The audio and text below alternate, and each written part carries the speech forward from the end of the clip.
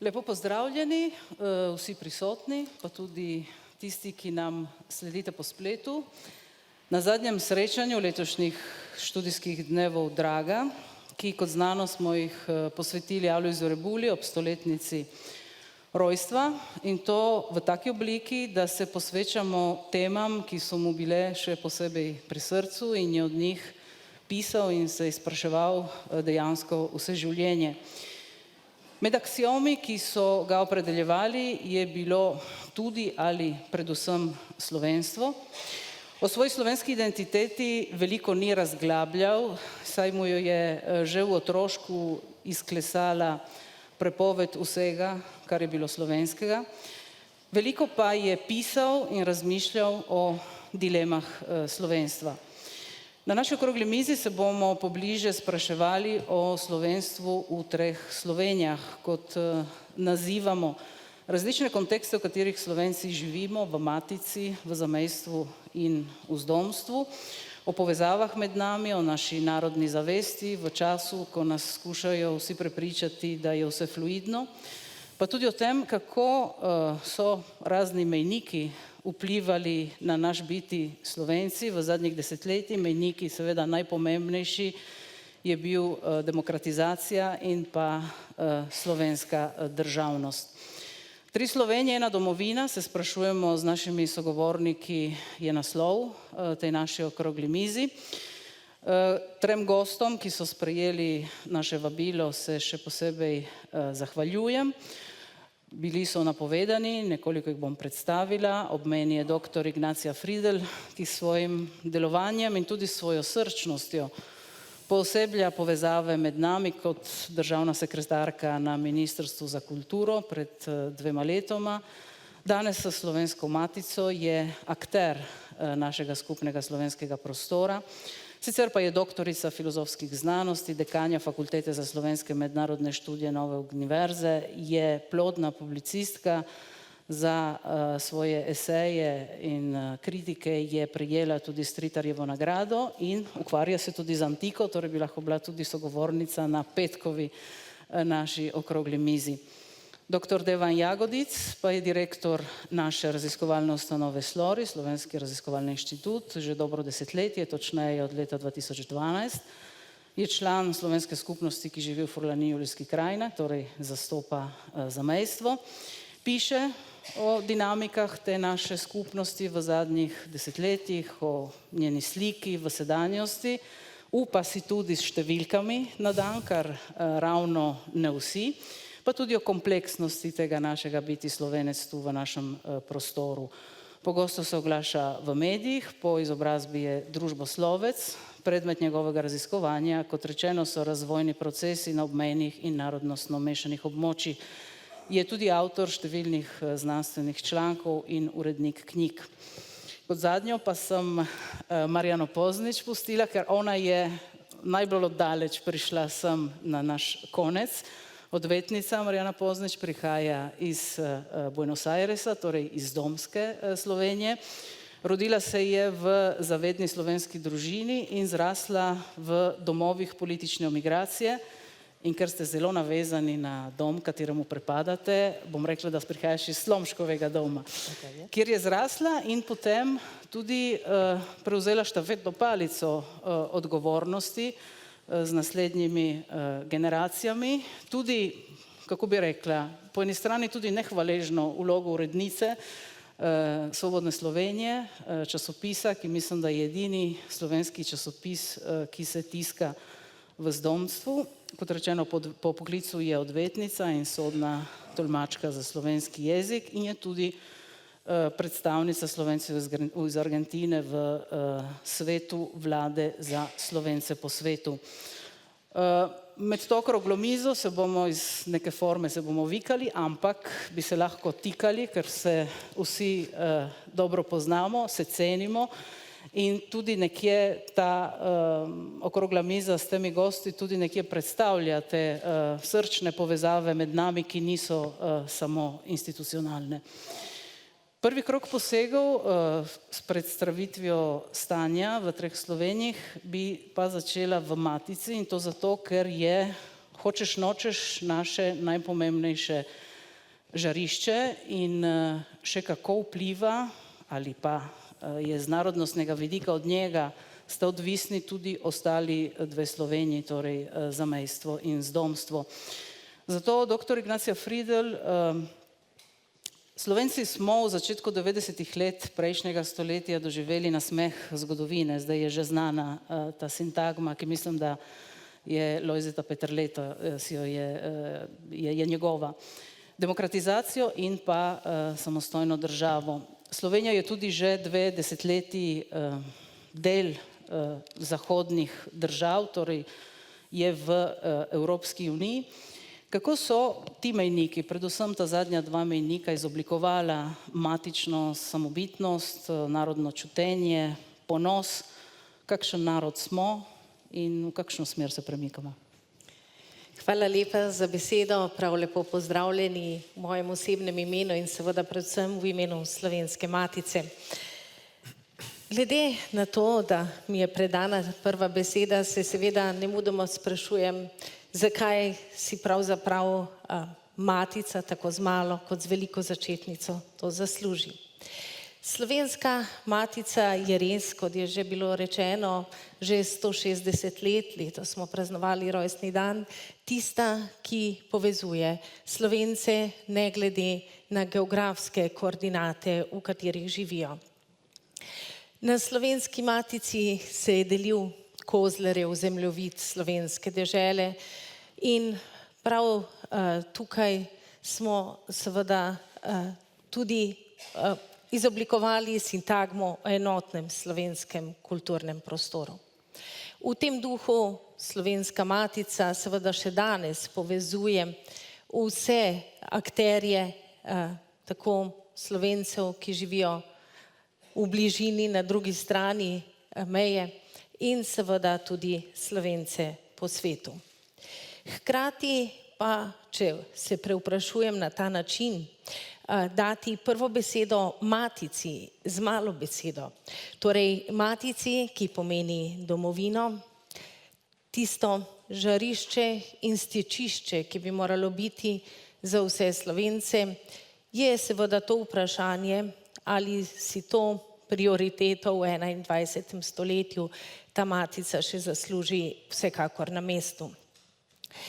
Namreč večkrat trdim, da bi morali mi nekako iz središča prestolnice prinesti neka sporočila, načrte, pa seveda tudi neke smernice, kako razvijati slovenstvo na vseh koordinatah sveta.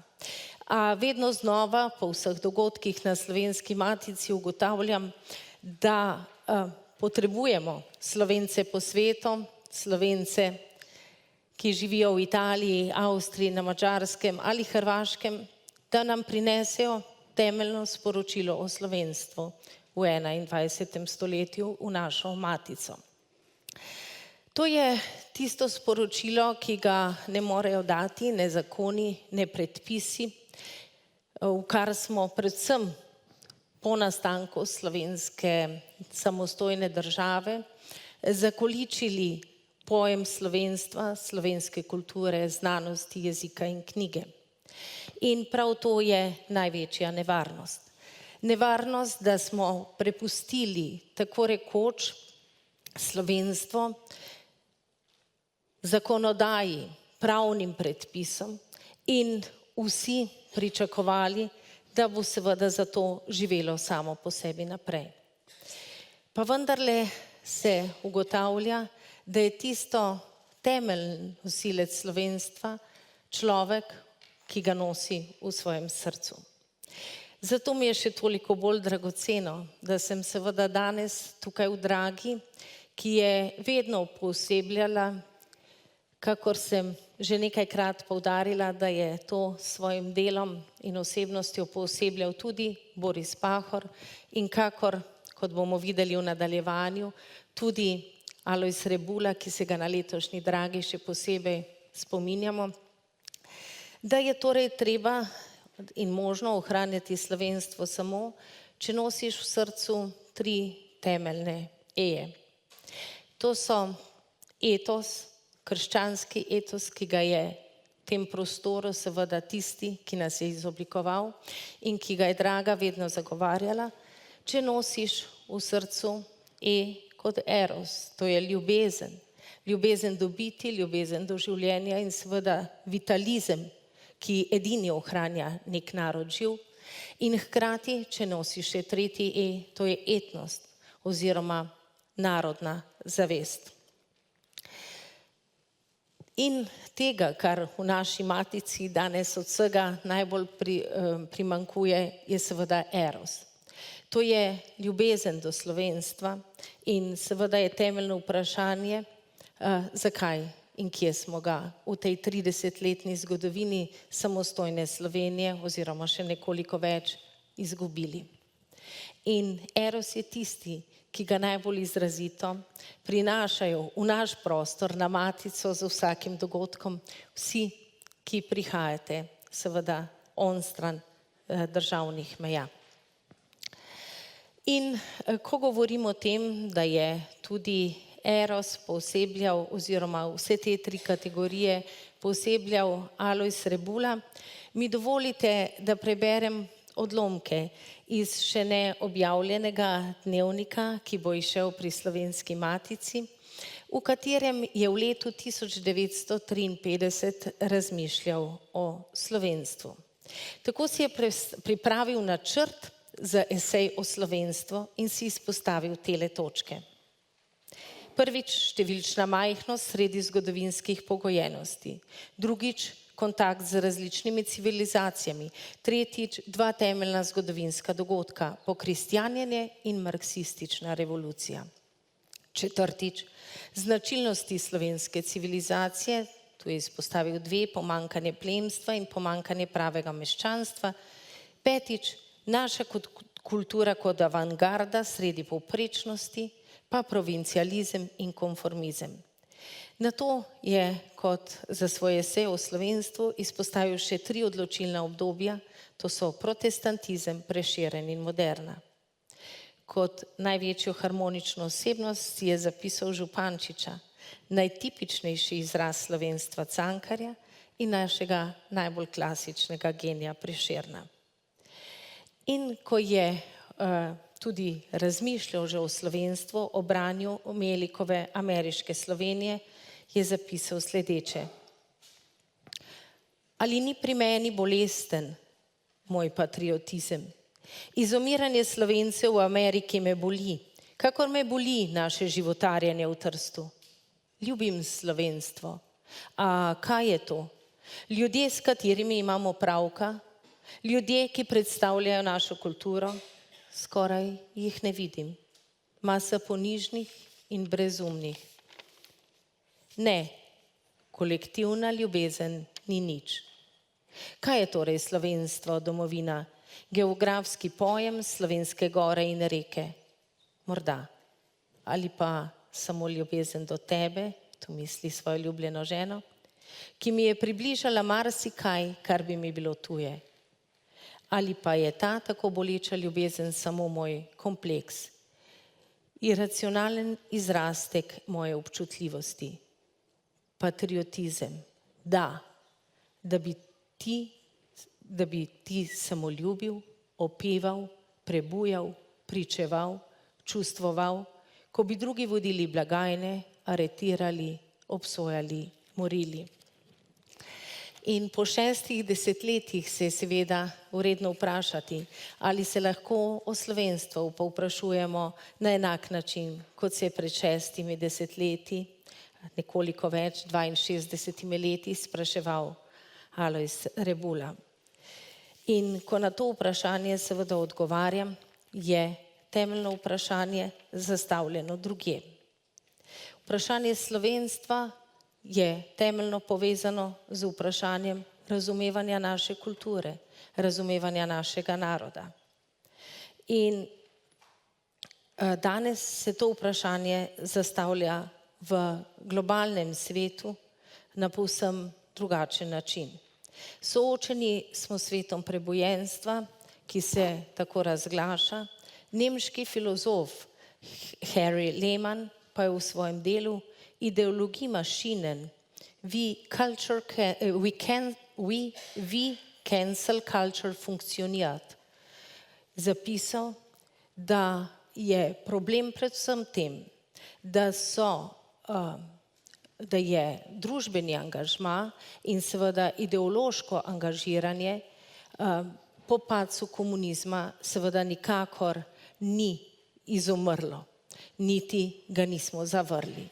Da je enostavno prešlo iz območja politike na področje naših univerz, naših kulturnih inštitucij, na področje tudi gledališča, kjer se vzpostavljajo skupine, ki v imenu izključevanja, kar je seveda Draga s svojim dialoškim načinom vedno izrazito zavračala in kar sta zavračala tako Rebula kot Pahor, da torej seveda s svojim ideološkim načinom delovanja vzpostavljajo nove in nove ideologije. Zakaj taka potreba po vzpostavljanjih novih ideologij, sem se vprašala. In spomnim se svojih študentskih let, ko smo na predavanju slišali, da je bilo temeljno geslo frankfurtske marksistične šole: revolucija je končana, začenja se pohod skozi inštitucije. Namreč morda smo preveč idealistično vstopili v našo samostojno državo, svobodno Slovenijo in verjeli, da je mogoče s pravom in zakonodajo vzpostaviti ljubezen v ljudeh tudi do slovenstva in naroda. Pa se nam je zgodilo, da je pravzaprav v tem globalnem svetu se dogajal nekakšen kulturni prevrat, ko je puško in mitraljeze zamenjala ideološka beseda na vseh kulturnih nivojih.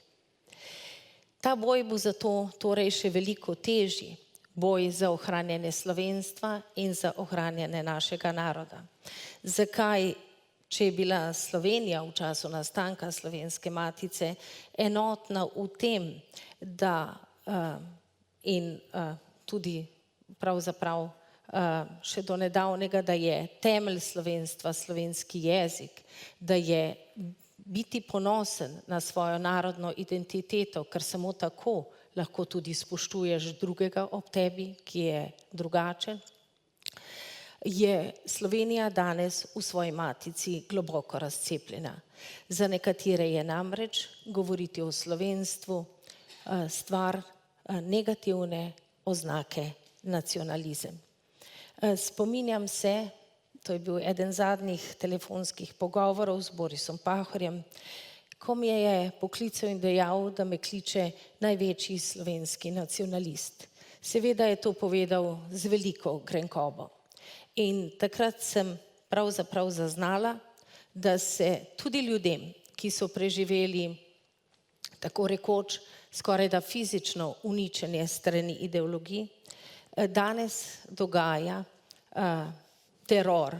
teror besede, teror kulturne besede, teror intelektualne besede v imenu določenih ideoloških skupin. Zatorej je moje temeljno poslanstvo danes tukaj, da poudarim, kakor je to poudaril tudi Rebula, da kolektivni zavest o slovenstvu je seveda ne moremo ne privzgojiti in je ne moremo na noben način tudi vsiliti.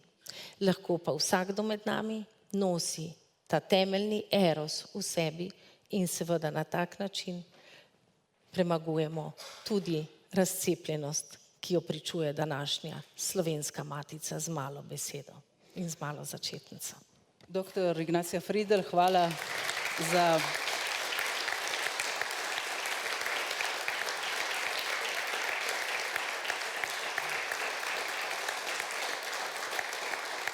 ta vaš zelo lep, čeprav trpek uvodni poseg, za te 3 eje, ki bi morali biti aksiomi v vsaki skupnosti, in pa tudi za biser, ki ste ga delili z nami, torej dnevnik Alojza Rebule. Doktor Devan Jagodic, Med Slovenci zunaj matičnih meja smo Slovenci v Italiji tisti, ki smo najbolj strukturirano organizirani. Leto 1991 nam je prineslo otoplitev odnosov na meji, polegla so se ideološka in etnična trenja, sicer ne povsem, ampak če primerjamo s prejšnjimi desetletji, prav gotovo. Slovenci smo postali kot narod, ne samo tisti v Italiji, sprejemljivejši, Schengen je še bolj odprl naš prostor, vedno več je deasimilacije. Izgubili pa smo tudi privilegije te naše maloobmejnosti, tudi družbeno gospodarstvo, ki kot vemo je eden od temeljev vsake skupnosti, ne samo narodne. Kako so vsi ti mejniki spremenili naše zamejstvo, naš čut pripadnosti, skupnosti, našo identiteto, zavedno jedro, pa tudi našo številčnost? Ja, hvala. Najprej lep pozdrav vsem, tudi v mojem imenu in hvala organizatorjem za vabilo. Kot tržaškemu Slovencu mi je na današnjem omizju očitno usojamo, da branim barve tako imenovane zamejske konstelacije, se pravi skupnosti vseh Slovencev in Slovenk, ki živimo onkraj meje v sosednjih državah Republike Slovenije, v mojem primeru na skrajno zahodnem robu slovenskega poselitvenega ozemlja. Spregovoril bom sicer predvsem o eni skupnosti, o tisti, ki jo najbolje poznam, ki jo kot družboslovec že vrsto let spremljam raziskovalno pri Slovenskem raziskovalnem inštitutu in kateri nazadnje tudi prepričano pripadam. No, ta skupnost, se pravi Slovencev in Slovenk v Italiji, je med vsemi slovenskimi obmejnimi manjšinami verjetno res tista najbolj strukturirana, kot smo slišali, zlasti če jo primerjamo Slovenci na Madžarskem ali na Hrvaškem, so pa izzivi, s katerimi se vse te skupnosti spopadajo, dejansko v marsičem sorodni, zato lahko preko obravnave enega primera spoznavamo nekako tudi značilnosti drugih. Kot smo slišali, se slovenska narodna skupnost v Italiji nahaja sredi velikih geopolitičnih in družbenih sprememb, pravzaprav že kakšno desetletje, ki pomembno pogojujejo njeno razvojno parabolo. V tem času se raziskovalno ukvarjam predvsem z učinki teh sprememb na sociodemografsko strukturo manjšine, se pravi s tem, kako se naša družbena baza razvija in preoblikuje kot odziv na vse te novosti. Zato se bom v svojem prispevku nekako predvsem posvetil temu vprašanju. Živimo namreč v času tekoče družbe, če si lahko sposodim znano prispodobo poljskega sociologa Zygmunta Baumana, v obdobju rastoče fluidnosti družbenih procesov in identitet, kjer tako prostorske kot tudi etnične meje postopoma izgubljajo svoj tradicionalen pomen, zlasti na območju Zahodne Evrope. Na območju slovenske naselitve v Italiji smo že dalj časa priča stopnjevanju odnosov med slovensko manjšinsko in italijansko večinsko komponento, kar privaja tudi do postopnega preoblikovanja družbenega tkiva naše skupnosti. Pomembno vlogo pri tem je seveda odigral zgodovinski proces družbene modernizacije, zlasti urbanizacija in razmah terciarnih dejavnosti po drugi svetovni vojni sta privedla do postopnega zmanjševanja razlik med mestom in podeželjem, s tem pa slovenski živelj nekako vse tesneje povezala s širšim družbenim kontekstom. S kasnejšo globalizacijo se je družbena razdalja med manjšino in večino še dodatno skrčila, rekel bi zlasti med mlado generacijo, ki je danes vse bolj podvršena poenotenim kulturnim in tudi potrošniškim modelom. No, drug pomemben pospeševalec medetničnih stikov in prepletanj so evropski integracijski procesi.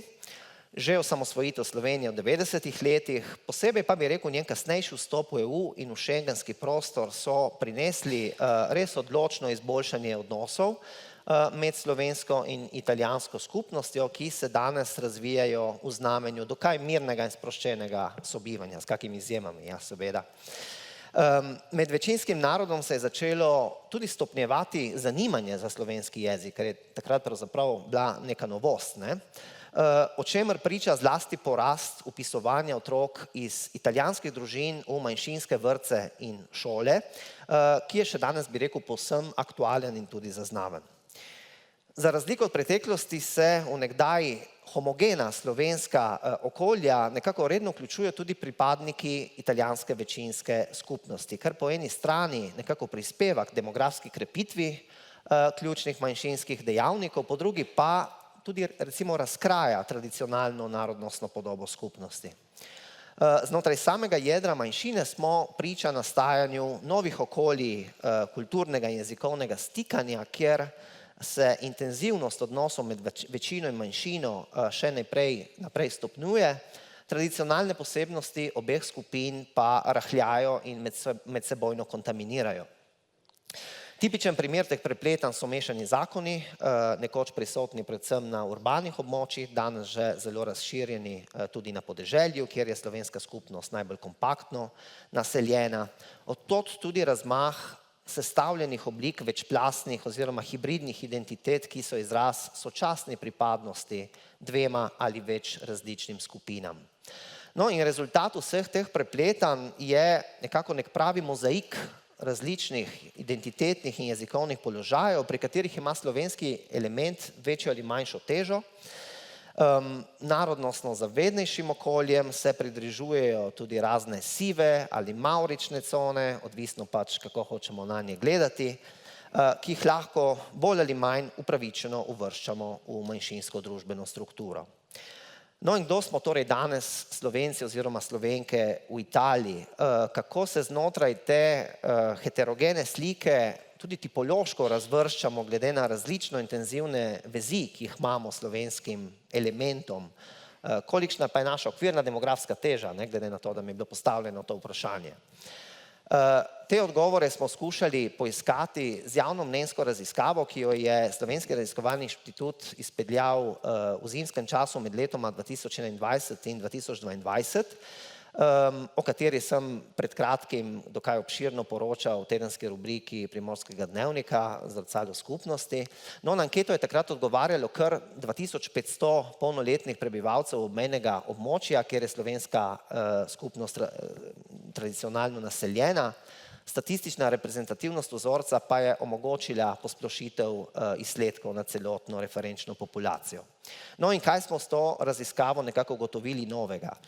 V prvi vrsti to, da je pripadnike slovenske skupnosti v Italiji danes mogoče razvrstiti, bi rekel, tri glavne skupine oziroma koncentrične kroge, kot smo jih nekako imenovali, ki jih zaznamujejo nekatere značilne poteze.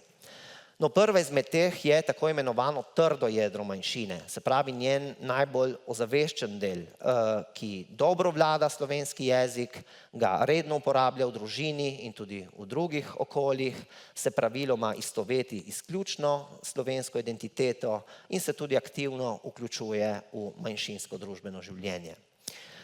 Gre skratka za zavedno jedro naše skupnosti, za naš trd oreh, okrog katerega pa se vrtita tudi dva, recimo, malo bolj periferna pasova, in sicer nek umestni pas, ki ga sestavljajo posamezniki iz oziroma večkulturnih družinskih okolij, znotraj katerih si slovenščina nekako deli prostor z italijanščino in to ne nujno v enakovrednem razmerju. In pa nek zunani pas, se pravi neka skupina outsiderjev, posameznikov neslovenskega porekla ali iz asimiliranih slovenskih družin, ki slovenščine praviloma ne znajo, se pa bolj ali manj motivirano približujejo slovenski skupnosti, naprimer preko aktivnega učenja slovenščine oziroma preko vključevanja otrok v manjšinske šole. No in kako pa se reprezentativnost teh skupin nekako odseva v številkah? Z raziskavo smo ugotovili, da naj bi trdo jedro manjšine sestavljalo približno 20 000 prebivalcev obravnavanega območja. Toliko enot naj bi torej štela manjšina, če se omejimo le na njen zavednejši krog. Slika postane seveda drugačna, če v skupni izračun vključimo tudi umestni pas, saj bi v tem primeru manjšina pridobila dodatnih 17 000 pripadnikov za skupnih 37 000 enot. Številčni obseg skupnosti pa bi strmo narastel zlasti v primeru, ko bi vanjo všteli tudi zunanji pas, ki je tisti še najbolj številčen, saj bi na tak način ta pridobila kar 27 000 dodatnih pripadnikov oziroma štela bi skupnih 64 000 enot. Določanje demografske teže slovenske skupnosti v Italiji je torej v dobri meri, bi rekel, posledica metodoloških izbir, Če se omejimo zgolj na njeno trdo jedro, bo število Slovencev znatno nižje od vseh preteklih demografskih ocen, ki so si sledile zlasti v 20. stoletju. Če pa v izračun vključimo oba periferna kroga, bo ta številčni obseg bistveno bolj konsistenten. No, toliko o sociodemografski sliki naše skupnosti, ki se, kot smo videli, dinamično odziva na sodobne družbene izzive, hkrati pa postavlja tudi v ospredje problematizacijo slovenskega narodnostnega vprašanja. Nenehno preoblikovanje naše družbene baze, predvsem pa krčenje njenega zavednega jedra bi namreč zahtevalo, po mojem mnenju, prav tako dinamičen pristop do upravljanja teh procesov. Glavni izziv vidim prav potrebi po ustvarjanju okoliščine, da bi posameznike iz teh perifernejših pasov nekako skušali pospremiti v osrednji pas, v trdom jedru skupnosti, seveda ob ustreznih strategijah za dvig njihovih jezikovnih kompetenc oziroma za spodbujanje njihovega aktivnega vključevanja v manjšinsko družbeno okolje. Izrecno pozornost bi morali seveda nameniti slovenski šoli, ki se nahaja pred velikim izzivom upravljanja izrazite kulturne in jezikovne heterogenosti, upad števila otrok iz slovensko govorečih družin, vse večja prisotnost neslovenskih učencev namreč zahtevata metodološke prilagoditve, sistemsko pedagoško in jezikovno načrtovanje, bi rekel tudi pripravo nekega specifičnega učnega gradiva, ki upošteva potrebe različnih ciljnih uporabnikov. Okrepiti bi morali seveda tudi pošolsko ponudbo v slovenskem jeziku ob ključni vlogi slovenskih dijaških domov, mladinskih domov ter številnih slovenskih kulturnih in športnih društev, ki delujejo na terenu. Trenutno odprti deželni razpis o krepitvi slovenščine pri obšolskih dejavnostih se mi zdi dober ukrep, saj spodbuja nekako prepotrebno sodelovanje med javnimi šolskimi zavodi in slovensko civilno družbo. Res pa je tudi, da si tako pomembna tema zasluži trajne oziroma sistemske rešitve, ne pa le projektnih. Zaključil bi z manjšo kritično noto, saj ocenjujem, da manjšina s temi ukrepi dejansko zamuja že vsaj 30 let. Prvi primer vključevanja italijanskih otrok v slovenske šole namreč segajo že v 90. leta prejšnjega stoletja, ko smo bili na tak razplet okoliščin očitno še povsem nepripravljeni. Vsem tem času smo dejansko v glavnem pasivno spremljali radikalno narodnostno preobrazbo naše šolske populacije, ki je napredovala povsem spontano, brez kakih večjih preventivnih ali korektivnih ukrepov. Danes se znajdemo v položaju, ko velika večina otrok v vrtcu in osnovni šoli izhaja iz vmesnega in predvsem tega zunanjega pasu, se pravi iz čisto neslovenskih družin. Upravljanje tovrstne različnosti pa je v takih razmerah seveda vse prej kot enostavno, saj zahteva veliko strokovnega znanja in tudi kadrovskih virov, ki jih žal kot skupnost ne premoremo v tem trenutku. Jaz sem sicer med tistimi, ki je priliv otrok iz večinskih vrst vedno dojemal kot neko priložnost za slovensko šolo in tudi za širše slovensko družbeno okolje, tudi zelo pragmatično priznam, saj je odprt in inkluzivni pristop dejansko tudi edina možna protiutež neizbežnemu nadaljnemu krčenju trdega jedra naše skupnosti. Vse to pa seveda pod pogojem, da ta priliv ustrezno monitoriramo, načrtujemo in usmerjamo, kar pa se trenutno žal ne povsem dogaja.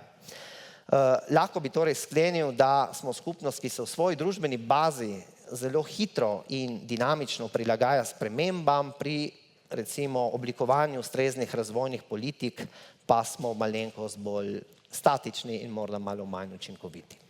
Hvala.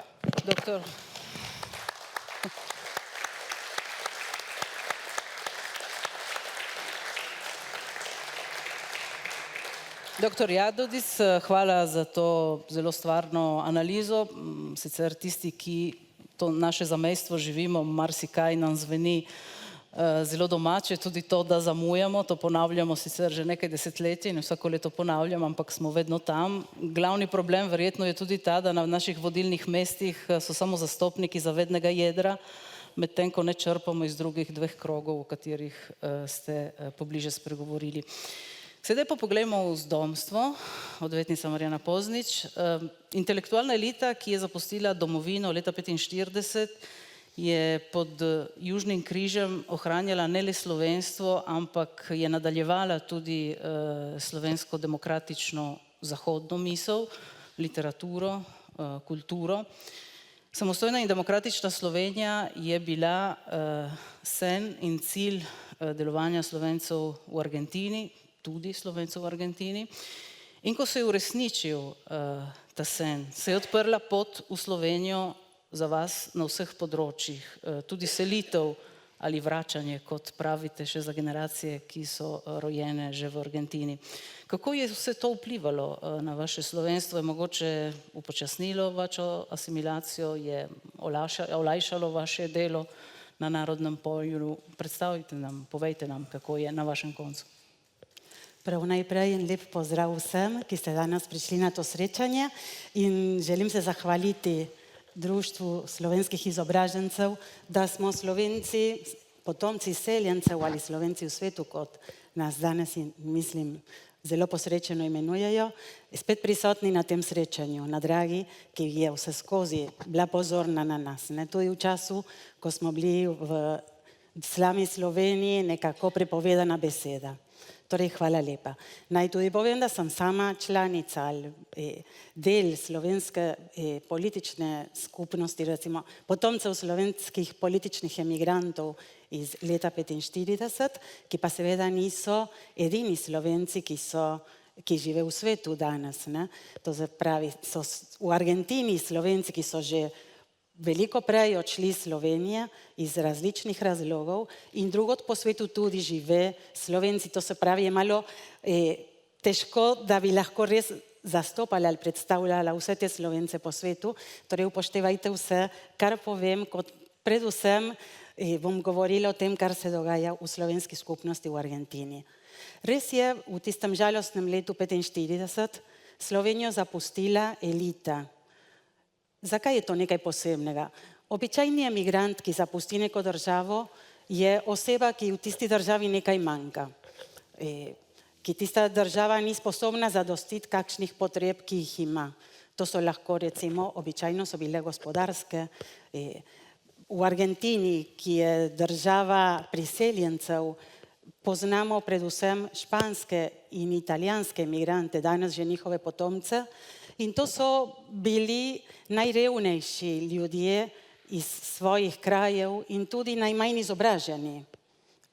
Tudi drugi Slovenci, ki so kdaj odšli, morda v 19. stoletju že iz Slovenije, niso bili najbolj ali bogati ali izobraženi v svoji domovini.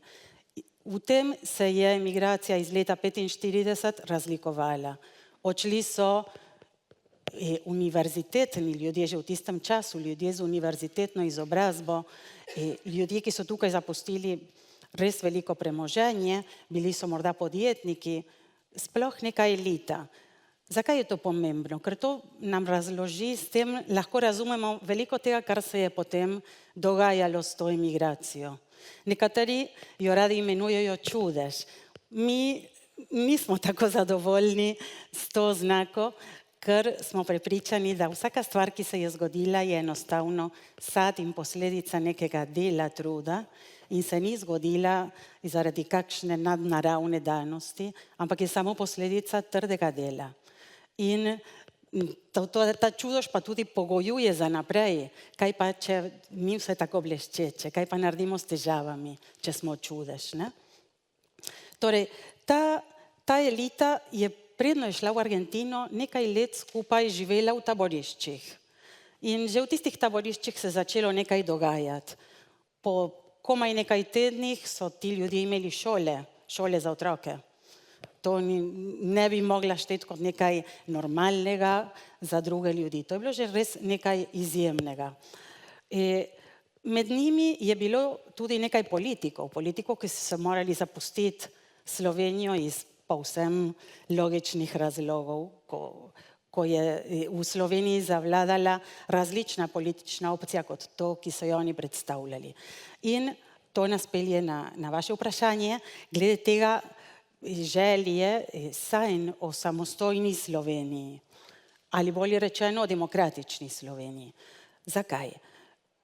Res je v Argentini, ne samo v Argentini, veliko teh politikov je šlo predvsem tudi v Združene države Amerike. Zelo pomembni so bili v slovenskem svetu ljudje, ki so skupaj politično delovali, ne s kakšnimi takimi načrti, da bi kako revolucijo v Sloveniji naredili, ampak so res imeli svoj načrt za Slovenijo in so skupaj delali v tem, kar so imenovali Narodni odbor za Slovenijo ali pa Slovenski narodni odbor. Imeli so željo, da bi Slovenija nekoč bila demokratična država na prvem mestu in seveda kdaj tudi samostojna. O samostojnosti so sanjali nekateri, ki so bili res kakšni vizionarji, ne bi mogla reči, da so bili to kakšna večina ali pa da je cela skupnost v Argentini sanjala o samostojni Sloveniji zunaj Jugoslavije, ampak gotovo pa je, da smo sanjali o demokratični Sloveniji. V Severni Ameriki je bilo bolj prisotno. V Severni Ameriki je bilo bolj prisotno, res. To verjetno zato, ker so tja odšli ljudje, ki so to idejo imeli že od prej, ne? In so jo potem razvijali, ampak seveda brez nekega konkretnega načrta ali pa utemeljitve, da se bo to res zgodilo. In saj veste, morda je lažje graditi gradove v oblakih, kot pa nekaj konkretnega graditi. Ne? Vsekakor je pa to tudi bil neki zametek osnutka demokratične in samostojne Slovenije. Prav gotovo so se osamosvojitelji na to tudi zgledovali, ko so snovali novo Slovenijo. Torej, ljudi, ki so zapustili Slovenijo, so, mislim, že ko so stopali skozi Ljubelj, Jugoslavijo pozabili. Oni so zapustili Slovenijo kot Slovenci. Če so bili nekoč v Jugoslaviji državljani Jugoslavije, so se od te ideje nekako osamosvojili že na drugi strani meje. Niso se družili potem z drugimi narodi takrat Jugoslavije, kot so Hrvati ali Srbi, enostavno so živeli kot Slovenci in sanjali o demokratični Sloveniji. No in v letu 90 in 91 se je to zgodilo. Slovenija je postala prvo demokratična država, to se uspelo je imeti svoje lastne volitve in v letu 91 samostojna. Jugoslavije ni več, zdaj gre za Slovenijo, so tukaj povedali. Kako je pa to vplivalo na te potomce, na skupnost? Vpliv je gotovo imelo, ne vem, če bi lahko trdimo, da je to upočasnilo asimilacijo, kot ste vprašali, je pa gotovo dalo novo prepoznavnost, novo identiteto nam, ki smo tam živeli, ker seveda zdaj smo bili nekaj bolj jasnega, bili smo Slovenci. V Argentini, morda povprečen Argentinec je komaj vedel, kje je ta državica Slovenija, o kateri smo mi kot otroci govorili, ali pa vsi so vedeli, da smo nekaj posebnega in nekaj različnega, ker recimo se je kaj dogajalo v koncu tedna, jaz ne morem, moram v slovensko šolo in kaj je ta čuden jezik, ki ga ti govoriš, mi pa ne, in Slovenija, kje naj bi to bilo, kaj je to. Torej, ko je Slovenija postala država in seveda, ko je na naslovnicah časopisov so vsi brali, da je Slovenija bila napadena, da je bila tam vojna in zdaj so vsi gotovo vedeli, kaj je Slovenija in kje je Slovenija, da to ni, ki je tam v Sovjetski zvezi ali pa na Češko-Slovaškem, zdaj jim je postalo to jasno.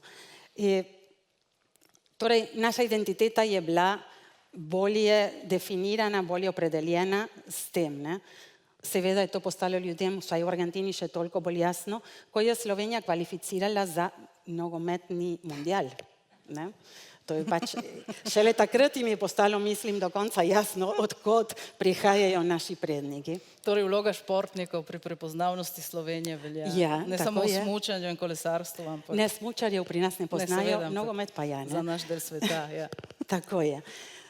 To so res konkretne zadeve, zaradi katerih ljudje lahko spoznajo neko majhno državico v Evropi, o kateri niso nič vedeli. Torej, proces asimilacije se je morda spremenil, predvsem v tistih Slovencih, ki so že živeli v Sloveniji pred prihodom te migracije prejšnjih emigrantov, ki so se nekako šteli za Jugoslovane, ampak ne zelo prepričano. Ne? In zdaj je Slovenija bila republika, kmalu je imela svoje veleposlaništvo v naši državi in potem je nekaterim šele takrat postalo jasno, odkot so prišli njihovi predniki. In zato so številna njihova društva zdaj obhajajo približno 30-letnice, pa take obletnice, ker so nastala šele po osamosvojitvi kot slovenska društva. Seveda, kot ste tudi vprašali, je pa to pospešilo stike in rekli ste vračanje, ne, povzročilo dobro. Ne, mi rajši govorimo o odhajanju. Je pospešilo selitev številnih članov naše skupnosti v Slovenijo, nekaterih v prvih časih, ja, kot morda neko vračanje, predvsem starejših. Mlajše generacije so pa odhajale, niso se nikamor vračale. Ne? Mene večkrat vprašajo, če bi se vrnila v Slovenijo. Jaz se ne bi mogla vrniti v Slovenijo. Jaz sem rojena v Argentini, Argentina je moja domovina. V Sloveniji sem preživela velikokrat, kak mesec dni, največ. Ne morem se tja v Slovenijo vrniti, lahko bi seveda kdaj odšla tja, to bi bila neka odločitev, ampak težko vrnitev. In iz Argentine se je v Slovenijo izselilo kar lepo število ljudi, tudi o njih nimamo kakega popisa, kot ga nimamo o tem, koliko pravzaprav Slovencev oziroma potomcev Slovencev živi v Argentini.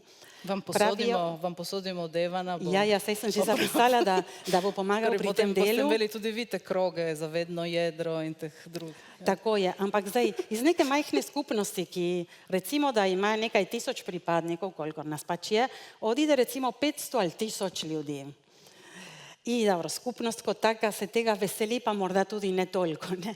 Ker je pa res tako pomembno število ljudi, ki vpliva na življenje in delovanje te skupnosti. Stebri, ja. To je logična posledica in vsega tega morda se lahko na njo gleda tako s pozitivnim pogledom, ima pa tudi svojo tako komplicirano plat.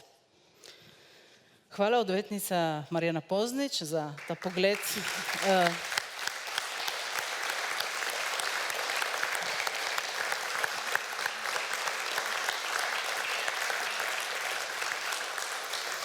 V ta del širšega slovenskega prostora, o katerem v zadnjih letih, desetletjih več slišimo, kot smo v preteklosti, sicer v tej sredini, na Dragi in v krogu Društva slovenskih izobražencev so vedno gojili stik z zdomsko Slovenijo.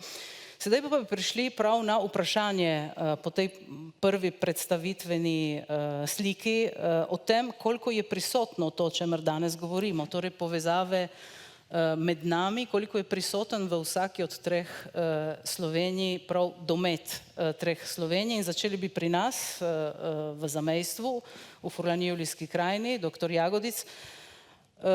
Slovenci v Italiji, ponovno bom rekla, smo privilegirani, ker pač živimo lučaj od matice, meja je tukaj par 100 metrov daleč, načrtovanje na več področjih, na glavnini področjih, bi lahko rekli danes, presega meje. Naši maturanti, z razliko od koroških, naprimer, večinsko študirajo že v Sloveniji. Kot pa ste povedali, naša skupnost je večplastna, Tempoida je zavedno jedro in tako dalje in tako dalje. Koliko utripamo mi danes še z matico, kar pomeni, da vemo, kaj je danes diskurs v Sloveniji, koliko poznamo pisatelje, pop kulturo, ki je za mladega v Sloveniji recimo pomembna, koliko je pomembna tudi, ali jo pozna mlad človek z našega konca. In če pogledamo še na drugo zamejstvo, na Koroško ali na Porabje ali na Hrvaško, koliko poznamo ali iščemo povezave, in še z zdomstvom, tudi z našega konca slovenstva je veliko ljudi šlo v svet, koliko iščemo stike z njimi ali povezave z njimi, koliko obiščemo njihove domove, če gremo v Avstralijo ali v Argentino ali v Cleveland.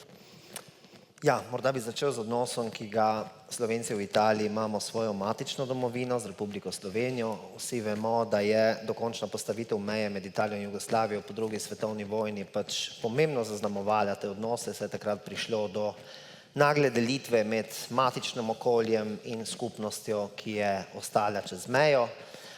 Ta se je tako nekako znašla kot manjšinska skupnost v drugi državi, kjer se je morala soočiti s čisto drugačno ureditvijo in z velikimi pritiski asimilacije. No, dolgoletna prisotnost meje v povodnem času je tako privedla do postopnega stopnjevanja razlik tudi med Slovencem v Trstu in Slovencem v Ljubljani, pa čeprav sta oba recimo še naprej praznovala isti dan kulture. Te razlike so se na primer kazale tudi v drugačnem jezikovnem razvoju, saj je slovenščina v Italiji zaradi vsakodnevnega stika z romanskim svetom nekako polagoma razvijala samosvoje poteze v primerjavi s standardom v Sloveniji.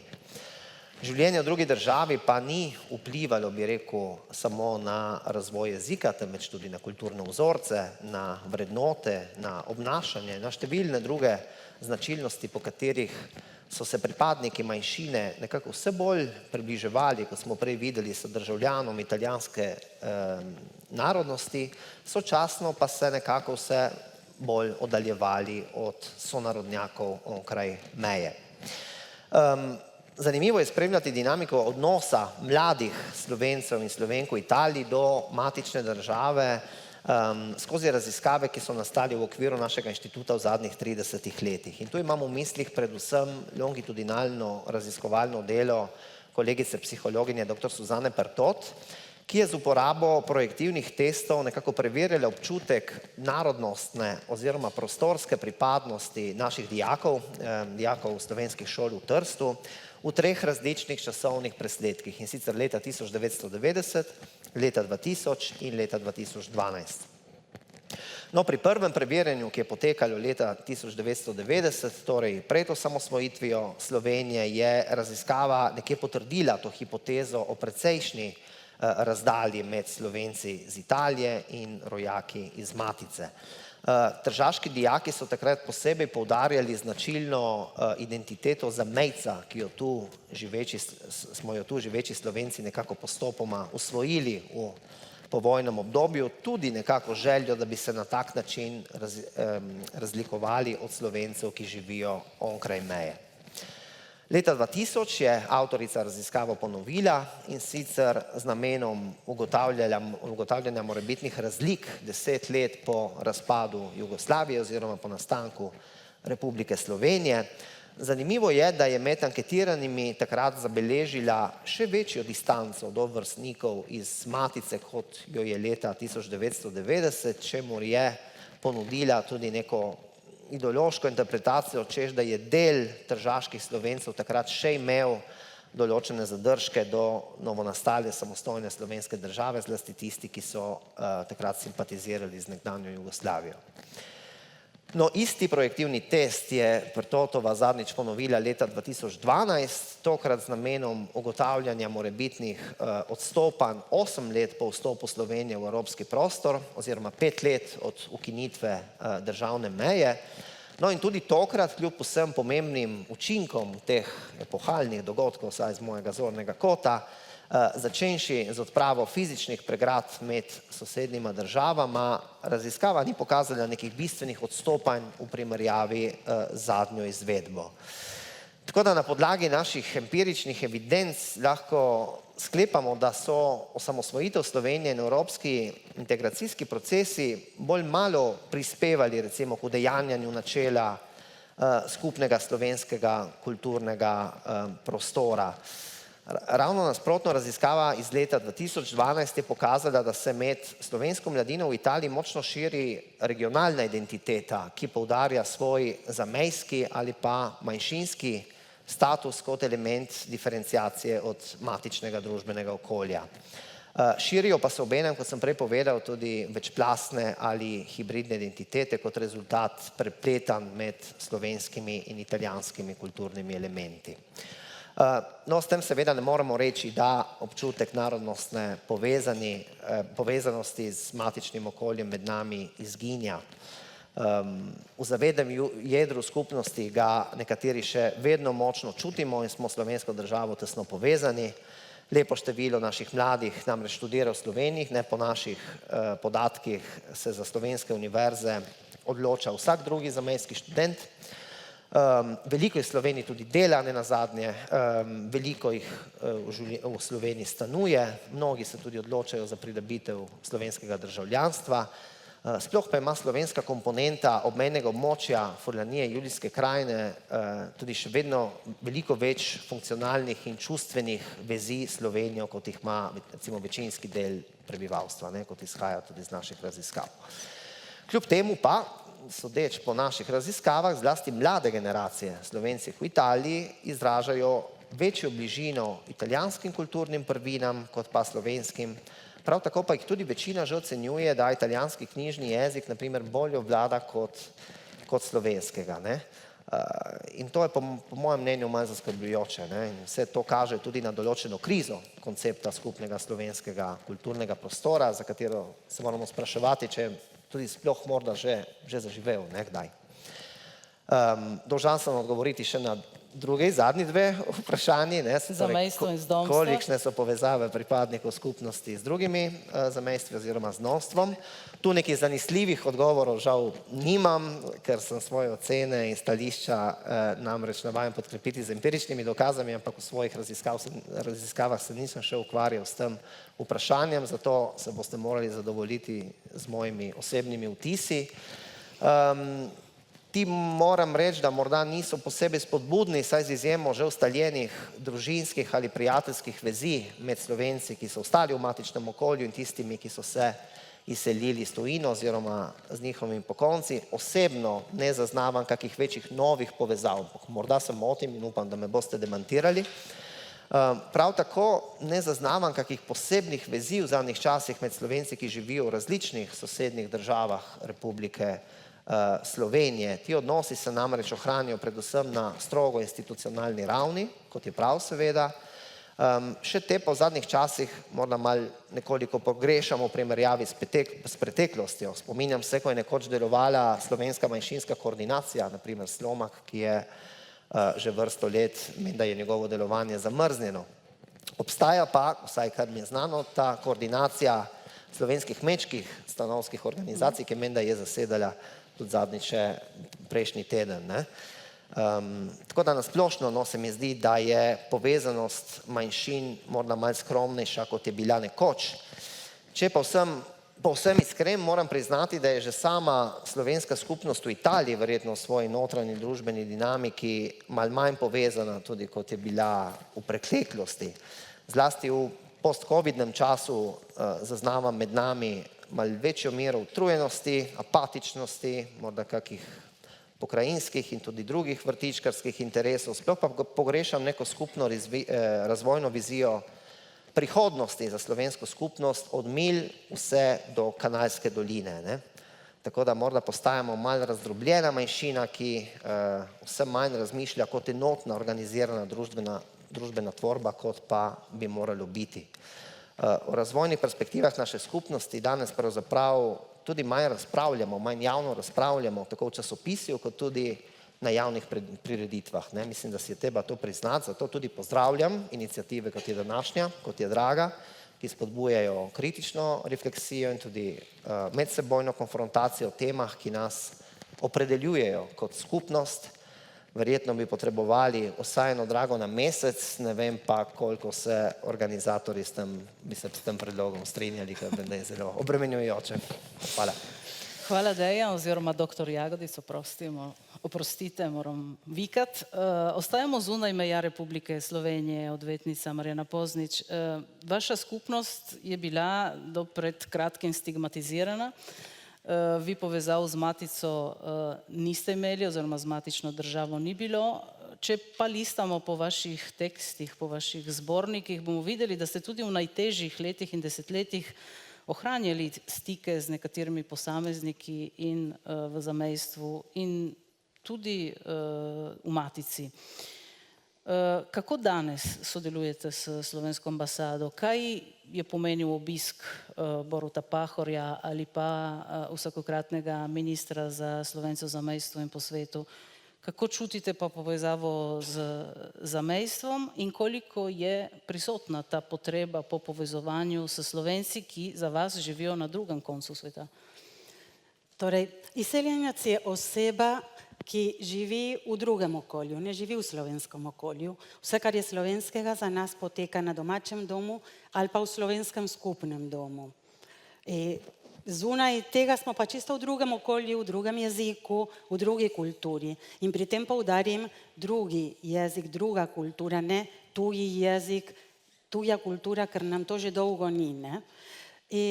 Kaj sledi iz tega? Da potrebujemo to povezanost. Za nas je življenjskega pomena. Zakaj?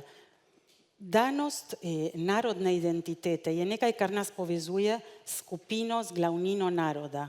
In če smo mi od njega odrezani, lahko kot del njega preživimo en določen čas, potem je pa tega nujno konec, narod nadaljuje svoj razvoj v neko drugo smer, zaprta skupina na drugem koncu sveta lahko samo še izumre ali pa postane tako neki čudni pojav, ki ga bodo potem zgodovinarji malo premlevali, ne, zakaj to gre. Torej, če upoštevamo še to, da je človek že po naravi družbeno bitje, je potem jasno, da potrebujemo vseh vrst stikov. Ne. Torej, Slovenci v Argentini so na ta ali drugi način vedno iskali in ohranjali stik z matico. Govorite o stigmatizaciji. Ne? Dobro, kot vsaka diskriminacija mislim, da je to problem tega, ki stigmatizira, ki diskriminira. Ne vem, če se je skupnost gaj zaradi tega počutila stigmatizirano ali diskriminirano, pač od povzročiteljev emigracije ni bilo pričakovati drugega kot kak negativen pristop do nas. Enostavno je se skupnost s tem živela, ko je bilo tega režima konec, se pa prilagajamo temu, da je potrebno, da nas poznajo kot to, kar smo. Ne na podlagi nekega starega predsodka, ampak da mi smo Slovenci, zagovarjamo svoje ideje, svoj način biti Slovenci, torej stigmatizacijo pustimo tem, ki so jo izvajali. Ne? Torej, ti Slovenci, ki so se raztepli po svetu, so nekaj let skupaj živeli v taborišču in so potem v novi domovini začeli razvijati svoje kulturno življenje. Prvi stiki zunaj skupnosti, zunaj Argentine so nastali že v tem skupnem bivanju v taborišču in sploh s starimi znanci nekoč. Prvi stiki so bili s temi, ki so odšli morda v Združene države Amerike, pa ne govorim samo o takih družinskih stikih, ampak v skupnem delu za Slovenijo. Ne? In s takimi, ki so stali v domovini. Recimo, Slovenska kulturna akcija je kmalu začela sodelovati z Društvom slovenskih izobražencev tukaj. To že zato, ker so se osebno poznali ali pa zato, ker so se nekateri pomembni člani te tržaške zamejske skupnosti preselili iz Argentine sem tudi, ne, to se pravi, poznanja so bila osebna. Danes se na primer dogaja, da vsako leto pride v Slovenijo na abiturientski izlet skupina Rast, to so otroci 17 let stari, ki so zaključili srednješolski tečaj, slovenski srednješolski tečaj. Obiščejo Slovenijo in obiščejo tudi zamejce tukaj na italijanski strani ali pa na avstrijski strani. Vi jih sprejmete, jih pogostite in pokažete, kako živite. Ne vemo sicer, koliko so mladi sposobni to dojeti in razumeti, pa vendar je nekaj, kar ostane, kar bo gotovo nekoč imelo sadove. Omenili ste tudi obisk predsednika Pahorja. Ja, res je bil to neki pomemben obisk, ker je bilo prvič, da nas je obiskal predsednik republike v času predsedstva seveda. Ne? Imeli smo več obiskov skozi čas. Prvi obiski mislim, da so bili iz strani cerkve, kak slovenski škof, ne? Prvi obisk slovenskega škofa v Buenos Airesu, to je bil ogromen dogodek. In vsak tak obisk pri nas nekako spet poživi to našo zavest, odkot prihajajo naši predniki. Pomaga temu, da se identiteta bolje čuti, razjasni in da potem daje nov zagon skupnosti, da naprej deluje. Hvala, odvetnica Pozničeva. Sedaj pa v matično državo. Upam, da bo manj trpka analiza, kot je bila uvodna. Sprašujem vas, koliko je danes v matičnem prostoru prisotno zavedanje, da narodne in državne meje ne sovpadajo. Država Slovenija skrbi za Slovence, ki živijo zunaj meja, z ministrom, z uradom, z dotacijami, z vladnim svetom, s členi v zakon in tako dalje in tako dalje. Kako pa to odmeva potem v realni družbi ali pa v šolstvu, v medijih, v gospodarstvu? Kaj je z vidika tega zavedanja skupnega slovenskega prostora prinesla državna osamosvojitev in institucionalna pozornost do vseh Slovencev, ki živijo zunaj meja, ker pozornost je bila tudi prej, ampak naprimer, če pogledamo Slovence v Italiji, do leta 1991 je obstajal samo en del Slovencev, sedaj pa institucionalno skrbi Matica za vse. Ja, uvodno sorazmerno temačno in mračno razmišljanje je seveda bilo samokritične narave, da se Matica ove, da je tista, ki mora reflektirati trenutni položaj seveda in vzpostaviti boljše mehanizme, ki bodo omogočali večjo povezavo, tudi delovanje enotnega kulturnega prostora, vsekakor. Dejansko imamo, kot ste našteli, celo vrsto inštitucij, tudi finančnih mehanizmov, ki skrbijo za Slovence, ki živijo izven matice oziroma izven domovine. Pa vendarle, ko sem opravljala funkcijo državne sekretarke na Ministrstvu za kulturo, sem kar z zgroženostjo ugotovila, kako je na nek način ves finančni mehanizem vzpostavljen zgolj v okviru urada za Slovence, Vlade Republike Slovenije za Slovence v zamejstvu in po svetu in kako so hkrati odrinjeni od participacije na drugih razpisih drugih ministrstev. Tako da sva takrat v odličnem sodelovanju z ministrico dr. Heleno Jaklič v resolucijo o nacionalnem programu za kulturo za leti 2022 do 2029 upisali, da je nekako podlago, ki bi bila lahko podlaga potem tudi za vse razpise na Ministrstvu za kulturo, da se vedno upošteva na področju kulture enotni slovenski kulturni prostor.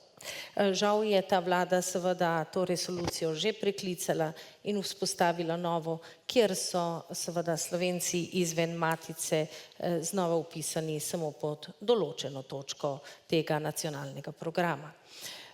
Nadalje sem dobila vpogled v določene mehanizme in bila presenečena, kako so vendarle Slovenci slovenskim državljanstvom deprivilegirani, ki ne živijo seveda v matici, deprivilegirani v odnosu do državljanov izven članic EU. To lahko beremo seveda do državljanov, ki živijo predvsem na Balkanu, vse tisti obiskujejo, predvsem vstopajo v naš izobraževalni sistem. Ti imajo bistveno več vpisnih mest, kot jih imajo Slovenci s slovenskim državljanstvom, boljše štipendije in nekatere druge pogoje. To je seveda sramotno za slovensko državo in slovensko matico in ponovno z tega mesta seveda pozivam, da je treba to, nekaj se je že urejalo, vendarle še bolj temeljito urediti. Seveda pa, če se navežem na svojo uvodno utemeljevanje, kako je ta individualni eros, ki ga mora nositi do slovenstva vsak v sebi, seveda prvenstveno, je torej temeljno vprašanje, kako ta eros, to ljubezen vzpostaviti predvsem pri mladih, torej zlasti z izobraževalnim sistemom in procesom. V Sloveniji imamo seveda že v osnovni šoli predmet državljanska vzgoja in etika, v okviru katerega je izredno malo vsebin in enostavno tu je prostor, kjer bi se lahko te povezave bistveno bolj vzpostavile, poznavanje vzpostavilo tudi z rednimi izmenjavami šol in podobno, kar se je dogajalo v času, ko sem se jaz šolala. Tako da tu vidim neke možnosti za intenzivnejše sodelovanje. Seveda smo pa tudi slišali, kako je jezik, ta jezikovna usposobljenost bistvena za ohranjanje slovenske identitete. In Slovenija ima vzpostavljeno celo serijo mehanizmov, torej tudi lektoratov, izjemno veliko število lektoratov po svetu, ki pa očitno ne dosegajo svoje učinkovitosti in tukaj je potrebno narediti temeljito analizo njihovih učinkov in seveda vzpostaviti nekatere spremembe. Predvsem pa povezave teh lektoratov, da niso zgolj ozke celice na univerzitetnem nivoju, ampak da intenzivno sodelujejo z društvi Slovencev po svetu in seveda tudi v zamejstvu. Kar bi še izpoudarila je to, da se seveda tudi Matica sooča z novo migracijo, to je intelektualna migracija mladih v tujino, izredno veliko število mladih šolajočih odhaja bodisi že na šolanje ali pa takoj po zaključku šolanja v tujino. In ko jih vprašujemo, zakaj in kaj je temu vzrok, pogosto slišim, kaj pa bomo v tej Sloveniji, se samo prepirate. To je nekako odgovor mladega človeka, ki seveda njegov odgovor na konflikt je umik iz tega konflikta. Torej je naloga Matice, da znova vzpostavi intelektualno okolje, ki bo resnično omogočalo, da se bo vsak v tem okolju počutil seveda, da lahko razvija vse svoje temeljne sposobnosti, zlasti seveda mlad človek. In zato je temeljno vprašanje, zakaj se ti konflikti v slovenski družbi tako potencirajo, tako v medijih, tako v javnosti, na digitalnih omrežjih in podobno. In seveda tu vidim, da so zadaj neki mehanizmi, predvsem interesni mehanizmi kulturne hegemonije, zlasti nekaterih bivših jugoslovanskih držav, ki hočejo svojo kulturo intenzivno vstopati že v sam slovenski matični prostor in seveda je tu potrebno z vsemi vzvodi, ki jih imamo in kulturnimi inštitucijami, ki še izpričujemo kot temeljno zavest, narodno zavest in kot temeljno poslanstvo ohranjanja našega jezika, se seveda temu na nek način upreti. Kar bi morda za zaključek poudarila je to, da kot smo slišali, ustvarjanje teh hibridnih ideologij, ki so všečne, ne glede na nacionalno pripadnost in na tak način, na nov način povezujejo mlade med seboj, je seveda zelo nevarno. Ko mi izgubimo, namreč, če po drugi strani pa te iste ideologije seveda podpirajo in na veliko razglašajo spoštovanje drugačnosti. Sprašujem se, kako boš razumel drugačnost drugega, če ne boš najprej definiral svoje lastne drugačnosti in posebnosti. In kaj nas dela drugačne? Da mislimo drugače, govorimo drugače in delamo drugače. To je naš jezik. Če ima slovenščina dvojino, pomeni, da mislim na drugačen, dialoški način, kot jaz in ti, da zaradi tega morda vzpostavljamo tudi večji prostor za pesniški jezik, za govorico tega dialoga in tako dalje. In seveda to za sabo privede tudi drugačno mišljenje in drugačno delovanje človeka. Torej je ta jezikovna zavest temeljna in seveda apeliram na tem mestu, da bi bilo potrebno vzpostaviti zakon o slovenskem jeziku, kot ga je zdaj nedavno razvila tudi Hrvaška, na pobudo ravno Hrvaške matice, v katerem bi bilo jasno tudi opredeljeno, kako ta jezik pri mladih krepiti tako v matici, kot tudi seveda onstran njenih meja, kjerkoli Slovenci živijo. Hvala.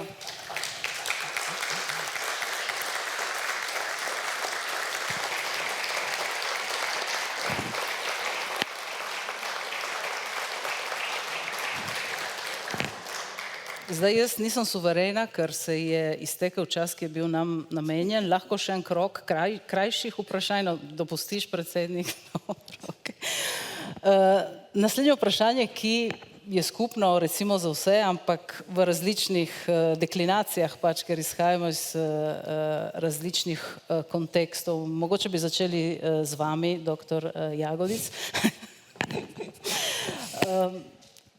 Je sploh še potrebno to povezovanje na institucionalni ravni med tremi Slovenijami? Mi živimo lučaj od meje, Schengen nam je odprl te meje, je sploh potrebno, da čutimo te tri Slovenije ali pa da čisto normalno živimo našo narodnost v oblikah, ki se je tu razvila in ne iščemo povezav institucionalno vsaj z ostalima dvema Slovenijama. In če je potrebno to povezovanje, kdo je tu ključen za krepitev tega sodelovanja? No, jaz bi profesor razlikoval med tem, kaj menimo, da je za nadaljnji obstoj in razvoj slovenskih skupnosti zunaj meja Republike Slovenije ključnega pomena od tega, kar se potem v praksi dejansko dogaja. Kot proučevalec etničnih in manjšinskih vprašanj ocenjujem, da je nadvse determinantno zlasti tesno povezovanje teh skupnosti z njihovim matičnim okoljem. Kajti bi vsako zapiranje v neko ožjo, regionalno in lokalno dimenzijo zlahka privedlo do pojava separatizma, do folklorizacije in morda tudi do postopnega izginjanja. Zato je moj odgovor je bistveno. Ključno vlogo seveda pri udejanjanju načela enotnega slovenskega prostora ima zato Republika Slovenija, ki razpolaga tudi z ustrezno infrastrukturo, saj sama ustava nekako nalaga izrecno skrb za Slovence onkraj njenih meja, za katero je res pristojen predvsem minister za Slovence v zamejstvu in po svetu. Če se povrnem na stvarnost Slovencev v Italiji, bi ocenil, da je sodelovanje med slovenskimi vladnimi telesi in manjšinskim vodstvom, da seveda obstaja in da se izraža tudi na različne načine. Podpora slovenskih institucij pa je nenazadnje res ključnega pomena tudi pri zagovarjanju interesov manjšine v odnosih z italijanskimi vladnimi in deželnimi oblastmi, kjer je Slovenija večkrat pripomogla k ugodnemu razpletu. Skratka, zdi se mi, da na politično-institucionalni ravni stvari delujejo. Seveda, lahko bi še bolje, a vendar delujejo. Bolj se zatika po mojem mnenju na širši družbeni ravni, na nivoju odnosov med slovenskim prebivalstvom tonstran in onstran meje, pri katerem zaznavam dobro mero nekako vzajemne zadržanosti. Same raziskave nam razodevajo, kot sem prej povedal, da med pripadniki manjšine želja po tem povezovanju nekoliko upada. Prav tako vprašljiv pa je tudi nekako odnos prebivalcev Slovenije, ki so do čezmejnih manjšin pogosto indiferentni, to večkrat vidimo in beremo. Dokaj protislovno in hkrati tudi zaskrbljujoče je zlasti dejstvo, da se vse to dogaja v času, ko se lahko prosto gibamo po celotnem slovenskem prostoru, brez nikakršnih omejitev ali carinskih kontrol, skupno valuto, ko nam infrastrukturne izboljšave omogočajo, da zlahka dosežemo Koper, Postojno, Ljubljano, Maribor. Očitno so nevidne meje v naših glavah še vedno prisotne, pojem tega skupnega prostora pa se je s časom nekoliko razblinil. Kako pa sedaj, kako prispevati k oživljanju tega načela, ki je danes oslabel do take mere, da se lahko upravičeno sprašujemo o njegovi nadaljnji prihodnosti, kako spodbujati predvsem naše mlade, da se v večji meri približajo stvarnosti onkraj meje, ki je funkcionalno gledano vedno bolj v našem dometu, družbeno in kulturno pa se nekoliko daljuje. No, tu bi se jaz popolnoma strinjal z dr. Fridlovo, verjetno bi morali končno le uresničiti večkrat predlagano zamisel, da bi vsak učenec in dijak slovenske šole v Italiji moral obvezno preživeti del svoje šolske dobe v Sloveniji. Tako bi lahko nadgradil v šoli pridobljeno znanje slovenskega jezika, predvsem pa razvijal sporazumevalne spretnosti v okolju popolne jezikovne potopitve, ki ga v Italiji skoraj da v bistvu ni mogoče ustvariti. Sočasno bi morali institucije Republike Slovenije po mojem mnenju dosledno spodbujati obiske njihovih učencev in dijakov pri slovenskih manjšinah, kajti občutek imam, da nas mladi onkraj meje vedno manj poznajo, Poskrbeti bi morali tudi, in tu se spet strinjam, za dopolnjevanje obstoječih učnih načrtov, zlasti v osnovnih in srednjih šolah v Sloveniji, z vsebinami, ki obravnavajo Slovence v sosednjih državah in tudi v zdomstvu, kar bi lahko prispevalo k vsaj delni zapolnitvi teh vrzeli. Nad vse aktualno in pereče se mi zdi nenazadnje tudi vprašanje čezmejnega priznavanja strokovnih nazivov in poklicnih kvalifikacij, saj je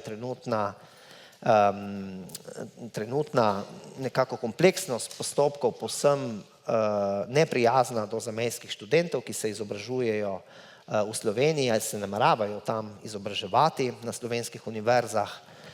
Poglavje je pomembno do take mere, da je sama dežela Furlanija Julijska krajina opredelila to kot eno prednostnih tem naslednje deželne konference o varstvu slovenske manjšine, ki bo potekala spomladi prihodnje leto. To so namreč vsi procesi, ki se ne morejo razvijati spontano. Enostavno morajo se razvijati od spodaj navzgor, morajo jih načrtno usmerjati pristojne institucije. Tudi na Slorju čutimo potrebo in odgovornost, da po svojih močeh prispevamo k spodbujanju narodnostne in jezikovne enovitosti med matičnim in zamejskim okoljem. V skladu z našim poslanstvom in strokovnimi veščinami pa to počenjamo pretežno na jezikovno-terminološkem področju. V sodelovanju z avtonomno deželo Furlanijo Julijsko krajino in predvsem z njihovim centralnim uradom za slovenski jezik namreč že vrsto let skrbimo za terminološko standardizacijo slovenskih pravno-upravnih besedil, ki nastajajo v kontekstu italijanske javne uprave, ter jih v čim večji nekako meri približujemo standardni slovenščini, ki se uporablja v Sloveniji. Rezultat teh zadevanj so številni glosarji, številni priročniki, številna jezikovna orodja, ki želijo nekako prispevati prav k neki poenoteni terminologiji v celotnem slovenskem jezikovnem prostoru, kar mislimo, da bi lahko bistveno olajšalo tudi čezmejno sporazumevanje. Seveda, to je le majhen prispevek v morju velikih izzivov in potreb, ki bi jih imeli na tem področju, nam pa vselej veliko pomeni, zato to delamo z veliko resnostjo in predanostjo. Hvala za te propozitivne nasvete. Bi ostala še vedno zunaj meja Republike Slovenije, odvetnica Marjana Poznič. Ste že odgovorili na vprašanje, kaj pomeni stik s slovenstvom, pa naj bo zamejskim ali matičnim, da za vašo skupnost to pomeni neko poživitev in tudi potrditev in tako dalje. Torej, preskočimo ta prvi del, ki ste ga že lepo nazorno in tudi srčno povedali v prejšnjem odgovoru. Odgovorite na vprašanje, kdo je ključen tu dejavnik za krepitev teh povezav in tega skupnega čutenja. Dobro, iz naše strani lahko rečem, da smo sami odgovorni za našo bodočnost.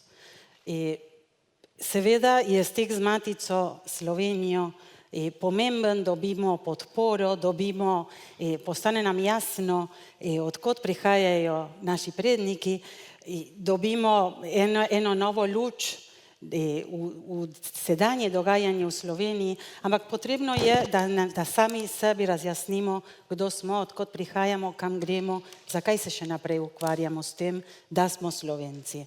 Potomec izseljenca za nas je vprašanje identitete nekaj, s čimer se ukvarjamo skozi življenje. Recimo, nekdo je rojen v Sloveniji, sin in vnuk slovenskih staršev, živi na slovenskem ozemlju, vprašanje, kdo sem na narodnem področju, praktično ni težavno za njega, si ga ne postavlja, ker je odgovor jasen.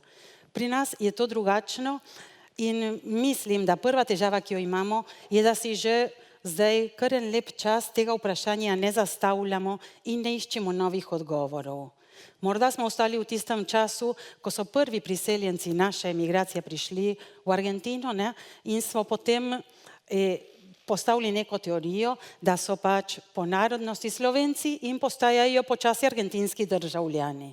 Ampak za njih same po nekaj desetletij ta teorija ne velja več. Nekdo, ki živi 50 let v Argentini, se že čuti Argentinca, pa tudi, če je bil rojen v Sloveniji. Argentina mu ni samo neka država pripadnosti, do katere ima kakšne davčne obveznosti, ampak je tudi dežela, ki jo ljubi, do katere čuti neko drugo povezanost. Toliko bolj se to dogaja z naslednjimi generacijami. In tukaj bi rada omenila dve frazi, ki sem jih našla v različnih knjigah. Ena je od Zorkota Simčiča. Človek na obeh straneh stene se pritoži tam nekje, da ima dve tujini, domovine pa nobene. In zaradi tega trpi. Človek potrebuje domovino, ne more živeti v tujini, pa ne imeti neke domovine, ali pa je da domovina samo tam daleč nekaj daljnega in pozabljenega. Potrebuje domovino, aktualno, otipljivo domovino. In po drugi strani je pa ta naslov knjige dr. Helene Jaklič Rojstvo novih domovin. Ko so prišli v nov svet, so ustvarili nove domovine. Ne nov dom, novo hišico, novo domovino. Ta nova država jim pomeni novo domovino. In tam med tem človekom z dvema tujinama, pa s človekom z novo domovino poteka življenje ljudi. In tam se znajdejo, tam postanejo osebe. In to sem hotela tako povzeti kot zaključek te misli. Krasno.